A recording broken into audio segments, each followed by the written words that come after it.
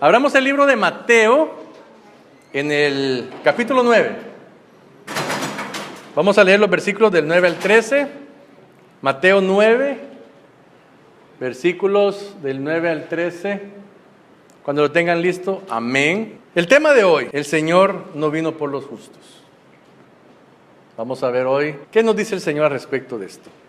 Poco contradictorio, pero ya vamos a ir viendo por qué el Señor no vino por los justos. Mateo 9, versículos del 9 al 13, amén, si lo tienen listo. La palabra del Señor se lee en el nombre del Padre, del Hijo y del Espíritu Santo. Pasando Jesús de allí, vio a un hombre llamado Mateo, que estaba sentado al banco de los tributos públicos, y le dijo: sígueme. Y se levantó y le siguió. Y aconteció que estando él sentado a la mesa en la casa, he aquí que muchos publicanos y pecadores que habían venido se sentaron juntamente a la mesa con Jesús y sus discípulos. Cuando vieron esto, los fariseos dijeron a los discípulos: ¿por qué come vuestro maestro con los publicanos y pecadores? Al oír esto, Jesús les dijo: los sanos no tienen necesidad de médico, sino los enfermos. Id pues y aprended lo que significa misericordia quiero y no sacrificio, porque no he venido a llamar a justos, sino a pecadores al arrepentimiento. Padre Dios Todopoderoso, te damos las gracias, mi Señor, por esta hermosa palabra que hoy, Señor, nos estás dando, mi Señor. Tú estás hablando a nuestras vidas hoy, mi Señor, a nuestro corazón, mi Señor. Padre, te pedimos, mi Señor, que esta palabra que está saliendo de tus labios, mi Señor, penetre en lo más profundo de nuestro ser, como espada de dos filos, que penetre hasta los huesos y los tuétanos. Señor, abre nuestra mente, nuestros oídos, pero sobre todo, Señor, abre nuestro corazón, para que esta semilla de tu palabra, que hoy está siendo sembrada en nuestro corazón, el día de mañana tú, mi Señor, con tu poder, la hagas germinar y crecer en nuestro interior. El día de mañana hacer la vida y dar mucho fruto. Te lo pedimos, Padre, en el nombre de Cristo Jesús. Amén. Amén. Hace un tiempo leí una historia muy interesante y que pues hoy la traigo aquí a colación. Una mega iglesia, más o menos si conocen, no sé quién ha tenido oportunidad de estar en una mega iglesia. Son iglesias grandísimas donde fácilmente en un servicio hay 4,000, 5,000 gentes o más, 10,000, algunas muy, muy grandes. Pues una mega iglesia cambió de pastor. Y entonces el día que iban a presentar al pastor, que lo anunciaron por todos los medios, esa iglesia estaba repleta. Había cola de gente queriendo entrar y agarrar un puesto lo más cerca posible para conocer al nuevo pastor. ¿Y quién será el nuevo pastor? ¡Wow! Y había una gran expectativa. Entre las filas y entre las personas pues andaba ahí un mendigo, un homeless. Una persona ahí pues pidiendo y preguntaba: ¿y por qué está tan llena la iglesia? Es que hay un nuevo pastor. Qué bien. Bueno, y pedía, algunos le daban, otros no. Otros se le apartaban porque olía mal, tenía obviamente un mal aspecto, ¿verdad? Pero la gente estaba ahí repleta y quería entrar a la iglesia. Y entonces al momento en que ya llegó la hora, alabaron, adoraron al Señor. Y luego al finalizar toda esa parte del servicio, ya pasa alguien al frente y empieza a hablar y a presentar a este nuevo pastor. Lee un poco de su currículum, de lo que él ha hecho y cómo él estaba pues empezando en aquel momento a pastorear esa gran iglesia. Una persona muy preparada, obviamente, con mucha carrera en el ministerio. Y entonces al momento de presentarlo, mencionan el nombre y todos a la expectativa ahí esperando a que subiera. Es un tipo ahí muy presentable, mejor que yo tal vez, ¿no? Y nada, no pasaba nada. Y lo vuelven a presentar. Y no subía nadie, y todos estaban a la expectativa. ¿Y qué pasa? Y empieza el murmullo y todo lo demás. En eso, sentado del suelo, había entrado el mendigo. Estaba tan llena la iglesia que no cabían todos y hasta sentados en el suelo estaban. Y se levanta el mendigo y se va y empieza a subir en el estrado. Y llega, agarra el púlpito y todo asombrado, ¿verdad? ¿Qué pasa? O sea, así como que pues, sáquenlo, o sea, que ese no es el lugar de él, ¿verdad? Entonces llega al púlpito, saca un papel así como este todo arrugadito. Lo pone ahí en el púlpito. Saca unos anteojitos así como los que ando yo y empieza a leer. Entonces dirá también a los de la izquierda: apartaos de mí, malditos, al fuego eterno preparado para el diablo y sus ángeles. Porque tuve hambre y no me diste de comer.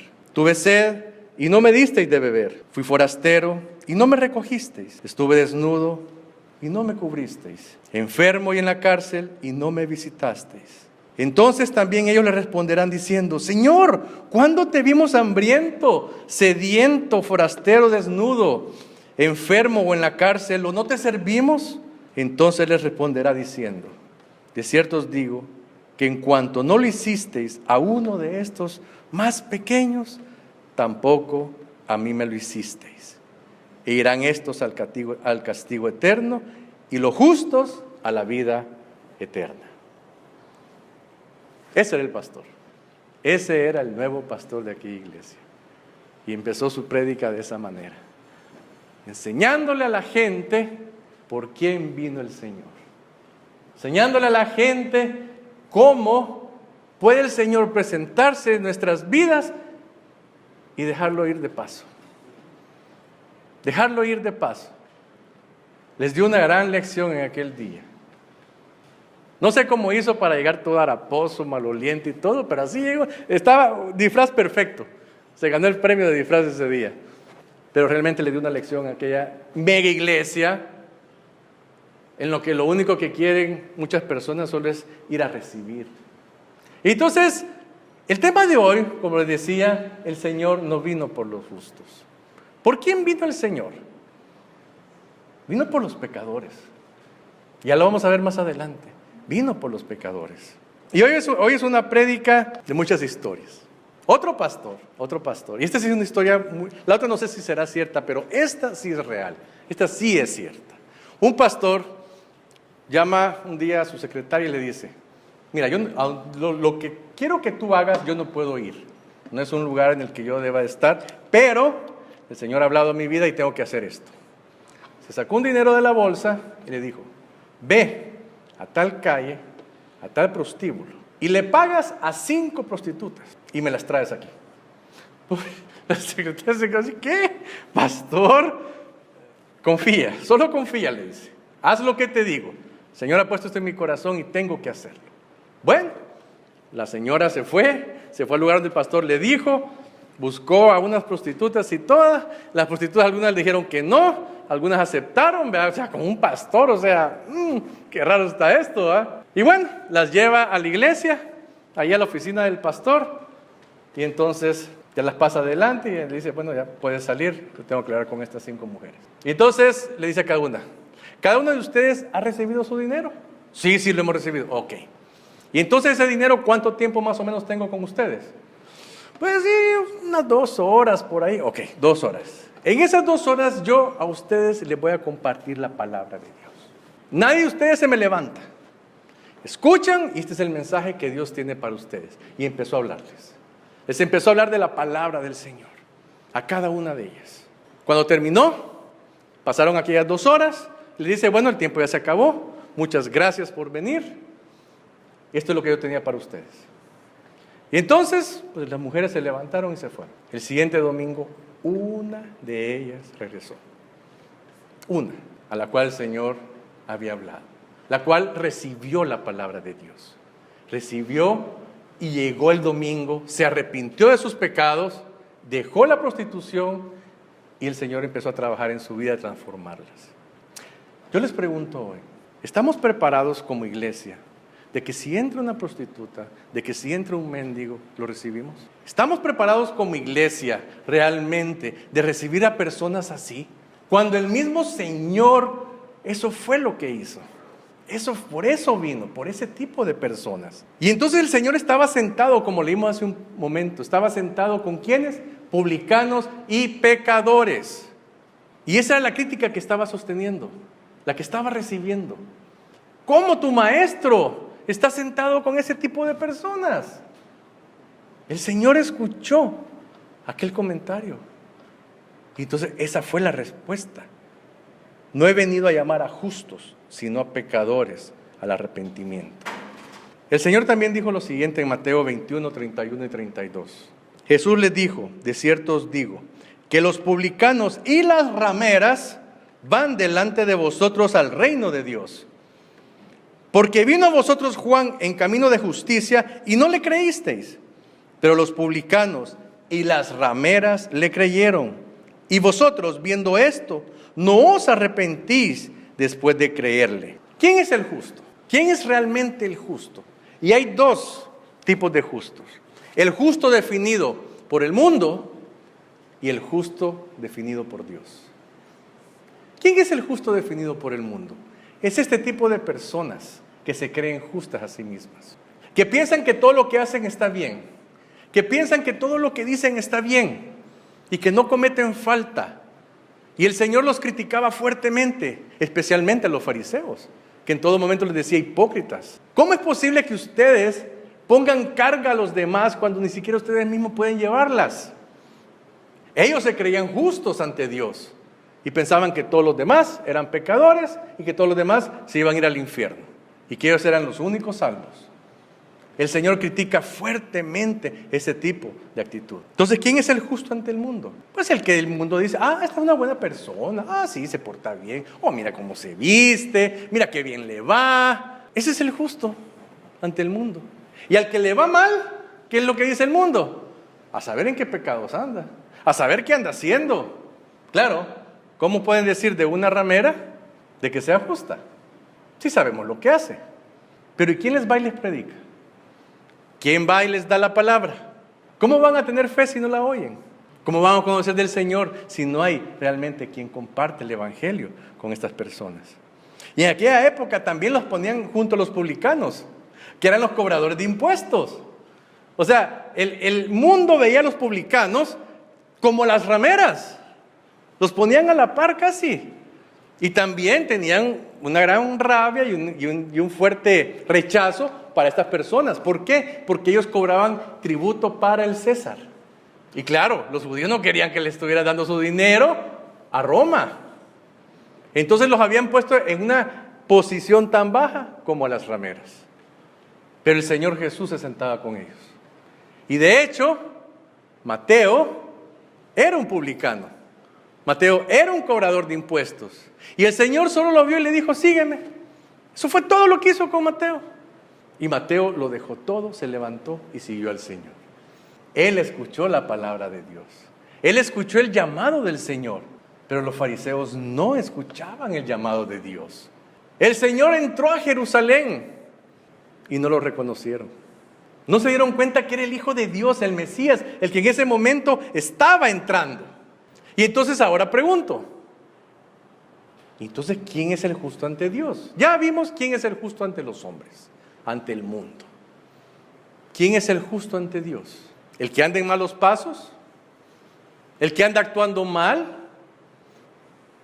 ¿O el que anda criticando a su hermano en todo momento y que utiliza la palabra porque hoy ya la conoce la palabra? Y tú: mira, aquí dice, ve, tú estás haciendo mal porque aquí dice que no tienes que hacerlo. ¿Ese es el justo ante Dios? Quiero que me acompañen a Romanos 3, versículos del 10 al 12. Y fíjense cómo empieza esta palabra del Señor. Como está escrito, no hay justo ni aun uno.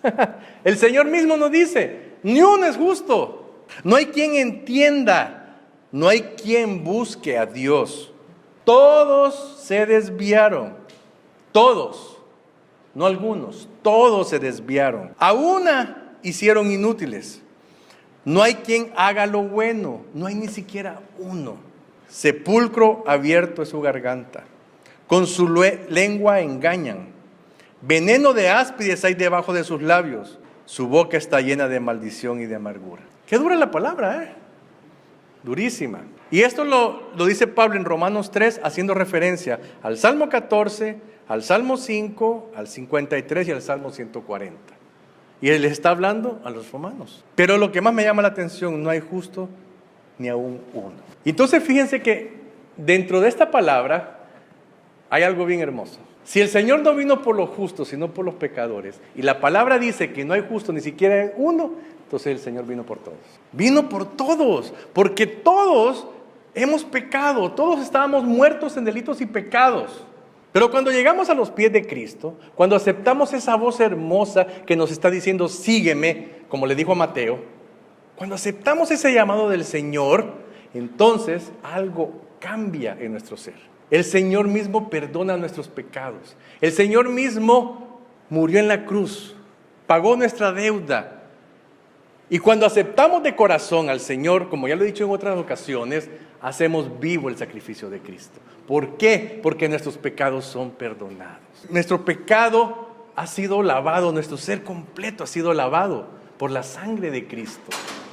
Y antes que éramos sucios, inmundos, y andábamos en el mundo haciendo las cosas que no debíamos de hacer, y que lo peor de todo éramos enemigos de Dios, al llegar a los pies de Cristo, nos convertimos en amigos de Dios. El Señor mismo dijo, yo soy su amigo, ese amigo fiel. El amigo que muere por los demás, por sus amigos. Él murió por mí, yo soy su amigo. Murió por ustedes, ustedes son su amigo. Y entonces, ¿qué sucede en ese momento? ¿Qué sucede en ese momento exacto en que su arrepentimiento verdadero y de corazón se lo presenta al Señor y el Señor te dice, te perdono y te justifico? Porque es Dios quien justifica, no el hombre. Dios llegó donde Jesús llegó donde las rameras. Estuvo sentado con los publicanos y les dijo, yo he venido por ustedes pecadores. ¿Para qué? Para que yo los justifique. Porque nadie es justo. La palabra lo dice, ni uno tan solo, ni uno. Pero ¿qué es lo que sucede con estos? ¿Por cuáles justos no vino el Señor? Por aquel que se cree justo. Ahí se estaba refiriendo el Señor. Porque habían estos, él estaba sentado, fíjense el panorama, él estaba sentado en la casa de Mateo, había entrado a su casa, Mateo siendo publicano, ¿qué es lo que tenía allá adentro? Pues yo creo que teniendo sus fiestones todos los fines de semana con un montón de gente pecadora. Y entonces el Señor dice, yo voy a ir a comer a tu casa. Claro, Mateo, que sintió el llamado del Señor, se puso feliz. Wow, el maestro va a ir a mi casa. Y no le importó quiénes estaban ahí. O sea, Mateo no salió corriendo, Señor, espérame un tantito. Y llegó a la casa, la limpió bien, sálganse todos ustedes, sálganse porque viene el Señor. No, entró junto con ellos. Todos estaban, entonces los que estaban ahí se quedaron asombrados. Y se sentó junto con ellos a comer. Y entonces los autollamados justos, ¿qué empezaron a hacer? A criticar. ¿Cómo te sientas con pecadores, Señor? ¿Cómo te sientas con publicanos y prostitutas? Señor, ¿qué estás haciendo? Yo creo que más de alguno le ha dicho, Señor, te vas a contaminar. Y eso es lo que nos pasa a nosotros muchas veces. Decimos, no, es que no hay que ir ahí. No, es que no, te vas a contaminar. Pero ¿y cómo te vas a contaminar si el poder de Dios es mucho más grande y poderoso? ¿O no estamos claros de que tenemos al Señor a nuestro lado? Entonces, ¿de qué me voy a contaminar? Si el poder de Dios es más grande, no tendría yo que contaminar a esos pecadores de Dios. Porque esto así es. O sea, lo más fuerte vence a lo más débil. Pero ¿qué sucede? Por la falta de fe, es que el poder del Señor no actúa. Y no es porque Él no pueda, claro que sí puede. ¿Y entonces qué pasa? Entonces sí me contamino. Porque como no tengo fe, entonces lo que yo soy más débil. Entonces, lo otro que es más fuerte me contamina. Pero si yo estoy plantado en las promesas del Señor, si yo estoy plantado en la palabra de Dios y le creo a Él, estoy plantado en mi fe, no tendría que yo contaminar a los demás con la palabra de Dios, con la bondad de Dios, con el amor de Dios. Por eso yo les preguntaba hace un momento, ¿estamos preparados como iglesia? Que si entra por esa puerta una ramera, que si entra por esa puerta un pecador, o un indigente, ¿lo vamos a recibir igual? ¿Lo vamos a recibir igual? Solo piénsenlo. Solo piénsenlo. Porque lo más seguro es que el Señor va a justificar a esa persona. Porque viene de corazón. No digo que los demás no vengamos de corazón, claro que sí, pero estemos preparados. Porque si en la calle me encuentro a esa persona y que Cristo está allí en esa persona, no la voy a ayudar, no le voy a tender una mano. Por eso la enseñanza al principio de este pastor que llegó a esa iglesia, mejor enseñanza no pudo haber tenido para aquella congregación. Les demostró cómo estaba su corazón. Cuando él andaba allí, antes de empezar el servicio, pidiendo. Muchos se le alejaban, mal olor. Casi nadie le daba dinero, alguno que otro sí le daba. Pero le dio una gran lección porque él subió, él era el pastor de esa iglesia. Él era el nuevo pastor de esa iglesia y dio esa gran lección.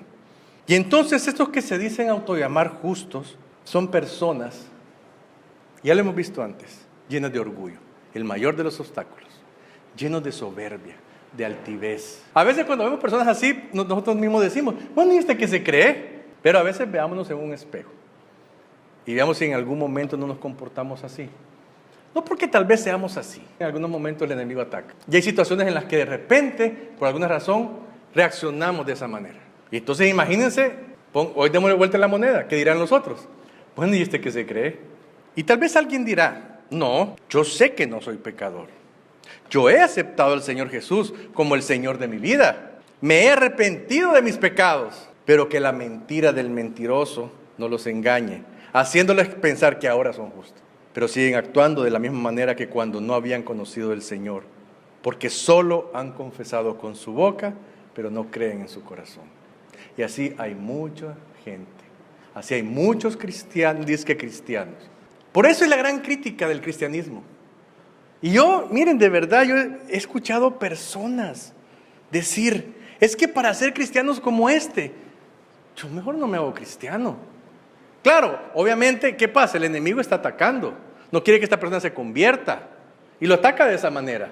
No, pues si yo para comportarme como este que dice que es cristiano y que anda haciendo cada barrabasada y diciendo cada cosa y criticando a cada cual, no, yo no me hago cristiano, mejor me quedo así como estoy. Ese es el gran obstáculo del cristianismo, los propios cristianos. O los que se dicen llamar cristianos. Pero claro, hay cristianos de corazón. Yo sé que los hay. Yo sé que los hay. Yo sé que hay gente realmente que ama al Señor, que sigue al Señor, que busca del Señor cada día, que ora, que ayuna, que viene a los servicios, no porque, como dice el pastor Stanley a cada rato, dice el pastor Stanley, a calentar una silla. No, porque realmente vienen al encuentro con el Señor. Un encuentro especial, porque nos tenemos que encontrar con el Señor todos los días. Pero el domingo es un día especial.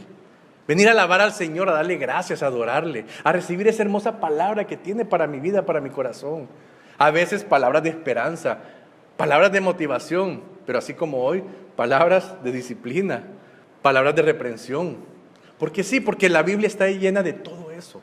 Y no nos podemos hacer así como que ojo de pacho cuando el Señor habla fuerte. El Señor es duro cuando habla, pero también está lleno de amor. Su palabra está llena de amor. Así que no solo confesar con su boca, hay que creer en el corazón. Recuerden que no todo el que me dice Señor, Señor, entrará al reino de los cielos. Al que ve de menos a los demás, no va a entrar al reino de los cielos. Al que vive juzgando a los demás, incluso utilizando las escrituras, no entrará al reino de los cielos. Al que anda hablando chismes y levantando calumnias, no entrará al reino de los cielos. Y lo dice la palabra. Al mentiroso, al que levanta falso testigo, todo eso el Señor lo aborrece. Lo aborrece. Pero ¿quién va a entrar al reino de Dios? El que obedece la palabra de mi Padre. Porque así dicen las escrituras. No todo el que me dice Señor, Señor entrará al reino de los cielos, sino aquel que obedece la palabra de mi Padre. La palabra del Señor. Cuando el Señor nos habla, hay que obedecerle. Y claro que el Señor habla. Escrito está. Para eso tenemos una Biblia. Ahí está la palabra del Señor. Ahí nos dice el Señor qué hacer y qué no hacer. Cuál es lo bueno y cuál es lo malo. Tenemos dudas. Vayámonos a la palabra. Preguntémosle a alguien. Y que alguien de repente nos diga, mira, hay un versículo que dice esto. Irlo y leerlo. Wow, aquí está la respuesta que yo necesitaba. Ya no tengo más dudas. Ya sé cómo debo de actuar. El Señor para eso nos ha dejado las Escrituras. Las Escrituras empezaron hace 5,000 años y las tenemos todavía hoy aquí con nosotros. ¿Por qué creen que el Señor ha permitido que ese libro permanezca? Lo empezó escribiendo Moisés con el Pentateuco, los primeros 5 libros. Estoy hablando de 5,000 años. Y así un compendio de libros que hoy conocemos como la Biblia. ¿Por qué creen que el Señor la ha mantenido hasta el día de hoy? Para cada uno de nosotros. Es una palabra fresca, aunque se escribió hace miles de años. Es una palabra fresca que sirve hoy, para nuestra vida de hoy, para cada una de las personas. Ese es el poder grandioso de la palabra de Dios. Podemos leer, por ejemplo, teorías de hace 500 años, por ejemplo, en el que decían que la tierra era plana. en el que decían de que la Tierra era el centro del universo. Esa palabra hoy ya no vale. Ya no vale, porque no es cierto. Ya sabemos que eso no es así. Y les estoy hablando de hace cientos de años. La palabra de Dios viene de hace miles de años y es tan fresca, es tan pura, es tan para cada uno de nosotros, porque es una palabra perfecta que sale de la boca de Dios. Y por eso es que todavía al día de hoy, y seguirá siendo actual. Porque así como la palabra de Dios le habló a hombres hace cientos y miles de años, hoy nos habla la palabra de Dios a cada uno de nosotros. Parece que es un libro hecho para personal. Este libro lo escribió el Señor para mí. ¿No han sentido eso a veces? Que esa palabra, es que el Señor me está hablando a mí. Aunque fue escrita hace miles de años. Y así seguirá siendo. Y toda la palabra de Dios se cumplirá. Ni una tan sola letra se quedará sin cumplir, dice el Señor. Todo se cumplirá. Quiero que me acompañen al libro de Lucas, capítulo 18. Hace unos días estaba viendo una serie acerca de la Biblia. Y hay un pasaje ahí un poco cambiado. Porque es este pasaje que vamos a leer ahorita. Y da a entender como que está hablando de Mateo y de un fariseo. Pero en la palabra no dice que sea Mateo. Pero se puede imaginar cómo el Señor, cómo Dios escucha la oración de cada uno. Y fíjense bien lo que dice Lucas 18, versículos del 9 al 14. A unos, fíjense bien cómo empieza el Señor hablando. A unos que confiaban en sí mismos como justos y menospreciaban a los otros, dijo también esta parábola. Fíjense, ¿a quién les está hablando? Si el Señor le habla a esas personas que se creen justas a sí mismos, ¿no creen que es misericordia de Dios? Desde el punto de vista humano, ¿merecen que Dios les hable? ¿Por su comportamiento? No, ¿verdad? Pero aún así, porque el Señor los vino a llamar a todos. Ellos se creen justos, pero el Señor sabe que no lo son. Y también vino por ellos para justificarlos. Pero lastimosamente, por su dureza de corazón, no recibieron nunca la palabra. Entonces, a esos que confiaban en sí mismos como justos y menospreciaban a los otros, dijo también esta parábola. 2 hombres subieron al templo a orar. Uno era fariseo y el otro publicano. Por eso es que dicen que tal vez es Mateo. El fariseo puesto en pie oraba consigo mismo de esta manera. Dios, te doy gracias porque no soy como los otros hombres. Solo imagínense cómo empieza la oración de este tipo. No soy como toda esa chusma, por decirlo así, ¿verdad?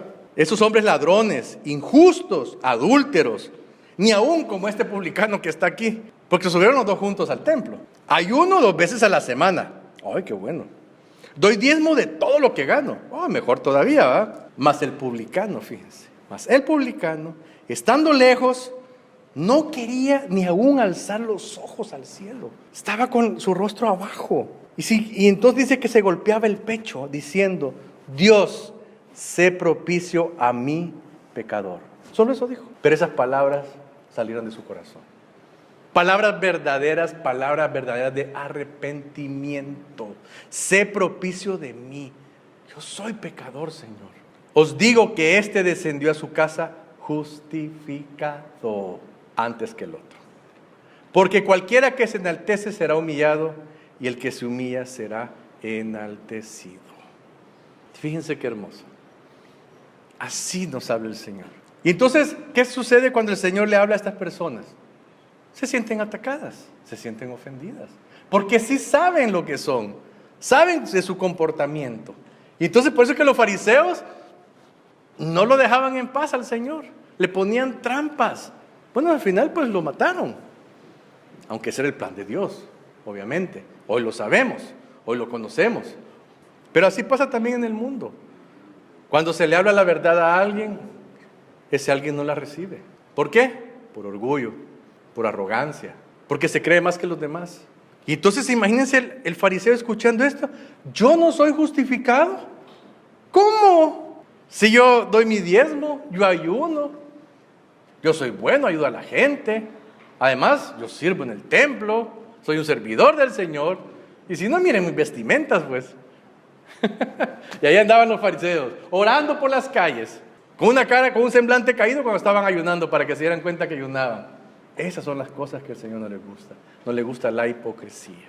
O sea, ¿qué tenemos que hacer cuando una persona nos damos cuenta de lo que está haciendo mal? Hablemosle con amor.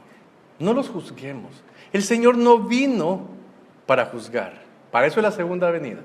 Pero Él no vino a juzgar. Él no juzgó ni condenó a la adúltera. Yo tampoco te condeno, le dijo. Le dio la oportunidad. Y esa oportunidad la tenemos nosotros, estando aquí en este mundo, estando aquí en esta tierra. Tenemos la oportunidad de arrepentirnos, la oportunidad de llegar a los pies de Cristo, la oportunidad de aceptarlo no solo con nuestra boca, sino con nuestro corazón. El Señor no vino por esos justos. Vino por todos los pecadores. ¿Para qué? Para justificarnos. Es Él quien nos justifica. En Cristo tenemos esa esperanza. Aunque el Señor hablaba duro, aunque la palabra de hoy sea dura, pero hay una esperanza en Cristo. Fíjense lo que el Señor nos dice en Romanos 5:19. Porque así como por la desobediencia de un hombre, se está refiriendo a Adán, los muchos fueron constituidos pecadores. Así también por la obediencia de uno, hablando de Cristo, los muchos, no dice que todos, los muchos serán constituidos ¿qué? Justos. ¿Quién nos constituye justos? Cristo. Por estos justos sí vino el Señor, pero no por aquel que se cree justo a sí mismo. Es el Señor el que justifica. Fíjense, Adán, por el pecado de Adán, todos somos pecadores. Pero por la obediencia de uno, sin mancha, perfecto, el cordero inmolado en la cruz, por esa obediencia de uno, los muchos, porque no todos aceptan la palabra de Dios, no todos llegan al arrepentimiento, pero por esa obediencia, por ese sacrificio, los muchos somos constituidos justos. Entonces es Dios quien justifica, no es el hombre. Yo no le puedo decir a nadie, tú eres un hombre justo. Cuando le dijeron al Señor, es que eres un Señor bueno. Nadie es bueno, solo el Padre dijo. Lo estaban adulando. Y el Señor huía de la adulación. Siempre que lo querían constituir rey, salía. Y mejor se iba al monte a orar. Porque era un gran ataque del enemigo. La adulación es un ataque del enemigo. La vanidad que te levante. Sí, pues aquí estoy yo. Así que esperemos mejor la justificación del Señor, no la de los hombres. Pero ¿cómo es que justifica el Señor? Él ya lo hizo en la cruz. Pagó nuestra deuda de pecado. Por misericordia, es que miren, por pura misericordia, Dios, desde antes de la fundación del mundo, ya le había dicho a su Hijo, vas a ir al mundo y vas a morir por los pecadores. Por los muchos para justificarlos. Para que pagues esa deuda de pecado que Adán va a hacer. Todo es un plan hermoso de Dios, pero es pura misericordia. Realmente no lo merecemos. Realmente si Dios hubiera querido, ni a los 8 del arca hubiera salvado. Y ahí se acabó el mundo. Pero no, misericordia. Misericordia. Él pide misericordia, pero Él es el primero en ser misericordioso. Fíjense cómo es el Señor. Él pide amor, pero es el primero en dar amor. Él pide que seamos de bendición, pero es el primero en bendecir. Él es el primero, Él es el que da el ejemplo a todos nosotros. Así que recuerden, cuando se confiesa con la boca y se cree en el corazón, empieza un proceso transformador que nos va llevando a la santidad, sin la cual no veremos a Dios. ¿Que vamos a ser santos? Sí, somos llamados a ser santos. Sean santos porque yo soy santo. Sí, estamos llamados a eso. No solo los santos ahí que el san no sé qué, el san no sé cuánto y lo que... No, todos estamos llamados a ser santos porque Él es santo. ¿Pero cómo? Confesando con nuestra boca y creyendo, miren, y sobre todo creyendo en el corazón. Porque al abrir nuestro corazón, a derramar nuestro corazón en el Señor entra y ¿qué sucede? Empieza esa transformación en nuestro ser.